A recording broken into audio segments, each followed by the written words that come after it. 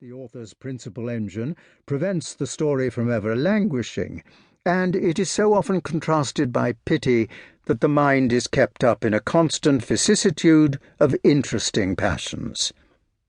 Some persons may perhaps think the characters of the domestics too little serious for the general cast of the story, but besides their opposition to the principal personages, the art of the author is very observable in his conduct of the subalterns. They discover many passages essential to the story, which could not be well brought to light but by their naivety and simplicity. In particular, the womanish terror and foibles of Bianca in the last chapter conduce essentially towards advancing the catastrophe.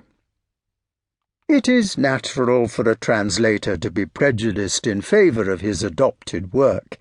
More impartial readers may not be so much struck with the beauties of this piece as I was. Yet I am not blind to my author's defects. I could wish he had grounded his plan on a more useful moral than this, that the sins of the fathers are visited on the children to the third and fourth generation.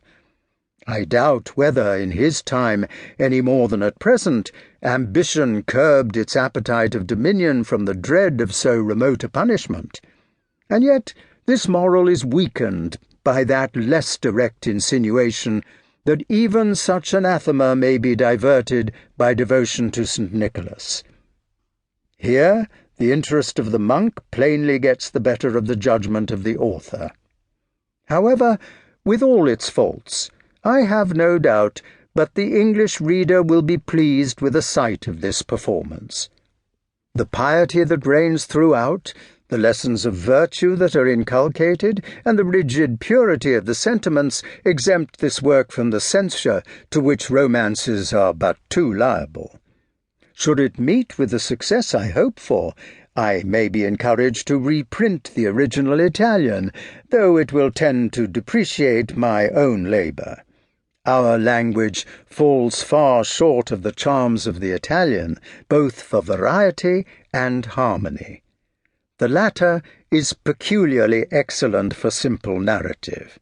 It is difficult in English to relate without falling too low or rising too high, a fault obviously occasioned by the little care taken to speak pure language in common conversation. Every Italian or Frenchman of any rank piques himself on speaking his own tongue correctly and with choice. I cannot flatter myself with having done justice to my author in this respect. His style is as elegant as his conduct of the passions is masterly. It is a pity that he did not apply his talents to what they were evidently proper for, the theatre. I will detain the reader no longer, but to make one short remark. Though the machinery is invention and the names of the actors imaginary, I cannot but believe that the groundwork of the story is founded on truth. The scene is undoubtedly laid in some real castle. The author seems frequently, without design, to describe particular parts. The chamber, says he, on the right hand. The door on the left hand, the distance from the chapel to Conrad's apartment. These and other passages are strong presumptions that the author had some certain building in his eye. Curious persons who have leisure to employ in such researches may possibly discover in the Italian writers the foundation on which our author has built. If a catastrophe at all resembling that which he describes is believed to have given rise to this work, it will contribute to interest the reader and will make The Castle of Otranto a still more moving story.